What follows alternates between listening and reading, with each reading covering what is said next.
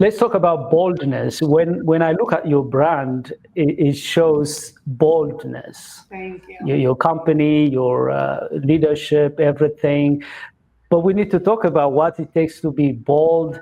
And especially, I want to know, when we talk about courage, boldness, people think that some people just have that boldness, fearlessness. And they think that this kind of personalities, they don't have fears, doubts, they're always bold. Is that the case with you? And in your case, what does that mean when we say bold leadership in life and in business? That's a good question.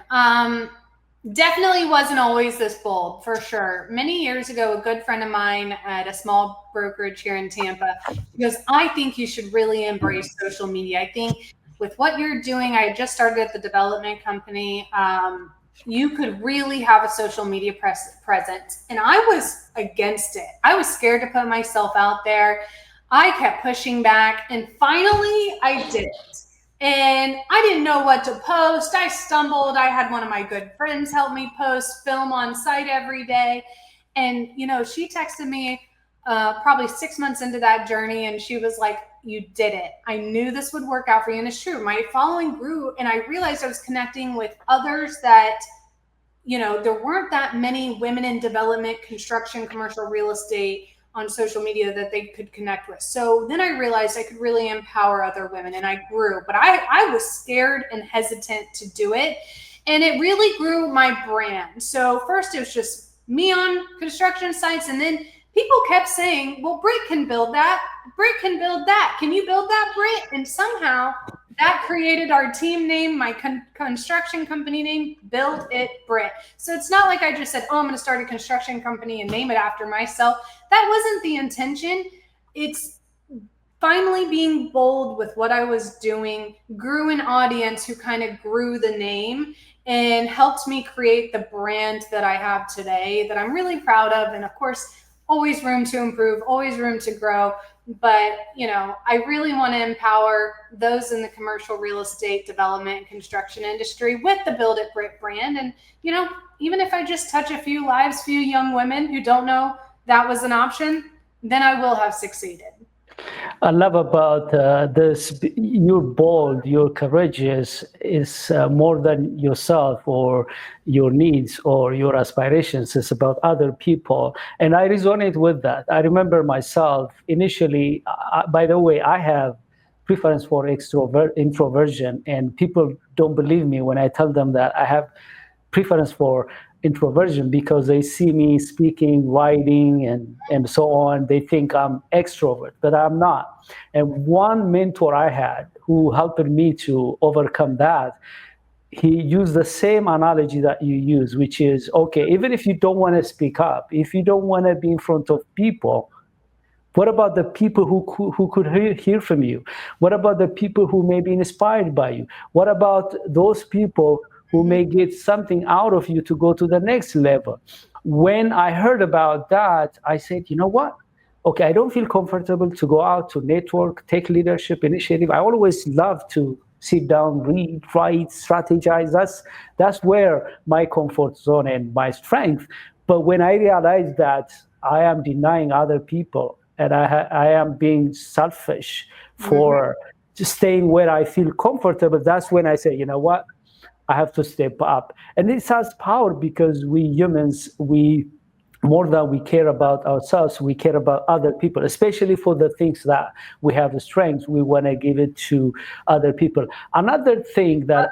Well, can I add on to that? Yeah, please, yeah. I'm really glad you admitted that you're an introvert, because guess what? I've done the Myers-Briggs test several times, and it surprises me, but I'm close to the middle, but leaning more towards introvert. And I think it's really important to know what you are so you understand why there may be some hesitation to put yourself out there. But if you ask my friends, everyone's going to say I'm an extrovert. But you know what I've also learned about myself? I've learned my learning style. I learned what I need to reset. So, you know, I do 10, 12 meetings a day, but usually around 8 o'clock at night, I need to be alone with my dog, maybe a glass of wine and not talk to a single soul, right? Like that's my time to recharge, reset. So I think it's important to understand where your natural, skill set lands, and then cater your day to day. I always make sure I have like a break to calm down, reset, not have my phone on me. And I'm sure you kind of, deal with the same things. Yeah, I'm glad you brought this up because so many people struggle. They don't want to go out. They don't feel comfortable to step up and be in front of people. They think something is wrong with them. They think this is just only them, not other people. One thing I remember myself before I learned about Myers-Briggs, before I took that, before I realized that this is the way I'm wired, but I don't need to stay there. I remember I had a colleague, whenever he wanted to meet me when I was in the DC metro area, he calls me while he's driving, coming to my area. He just called me, AZ, I want to meet you. Myself, to go out and meet people, I need to think about it, need to plan about it. Yeah, exactly. And now he has preference for extroversion. For him, he doesn't want to plan. He doesn't want to think about anything. Whenever he want to do something, he does it on the fly. And I struggle with that myself as well. I'm a big planner. Exactly. And at one point, he told me, you don't love people because I keep on saying, let's meet another time. Tell me ahead of time, next time, and I'll meet you. And finally, he just criticized me. You don't like people, you don't love people. And it bothered me so much because I know deep inside, I like people, I care about people, I love people, but this is the way I'm wired. But back then I didn't know that was normal for people who have introverts. That's why I'm glad you brought this up, because people need to understand that. If they're not comfortable to go out and network, if they don't feel like jumping up, taking initiatives and being in front of the camera or in front of people, they should not beat themselves up. They should understand that that's not their preference. And what I like about what you do, which I do too, is that you need to know how to work around to deal with the way you are wired. In my case, like you, for example, the whole day I may facilitate a workshop, and by the end of the day, I need space and time. Sometimes, since I travel, some of my audience would say, hey, let's go out and have dinner. That's a struggle for me. But here is how I do it. I cannot say no because it's not really fair. And I have to respect that, and I have to get along.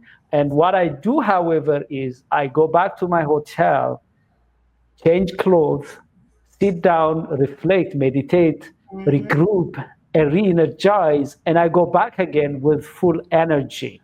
Absolutely. Which means even if we are introverts, even if that's not our comfort zone, we need to figure out how we regroup, re-energize ourselves to go out. By the way, people who have preference for extroversion, they have also struggled. For them, sitting down, reflecting, going inside of themselves to gain clarity, they struggle with that. Agreed. So no one's perfect. We all just need to understand ourselves so that we can work the best to our ability in our business. Exactly. In the past, by the way, in the past, there had been some bias about people who have preference for introversion. And I remember there was a book by Susan Cain, if I am not mistaken. She wrote a book about quiet leadership. And she talks about how quiet leaders are also effective, like those leaders who have preference for extroversion. And once I read her book, and when I start to evaluate and see who is who, I learned that some of the influential people in politics, like Obama, or in music, like Beyonce, technology, Bill Gates, or Elon Musk, and so on, they have preference for introversion. But these people, they overcame that. They look like extroverts, but they're not. Yeah, and we're all just trying to figure it out as we go. But I didn't expect you have preference for introversion. I know. I did well. Figured that out. Practice makes perfect. Yeah. Have you taken MBTI recently? Because when I take now, by the way, I'm not I anymore introvert, because throughout the process for years since I took it the first time, I have improved because I forced myself to Yes, go I out. have improved through the years. I haven't done it recently, but EXP offers it for our agents, the disc profile, and I'm going to do that soon. So it's on my list, but definitely I have changed through the years.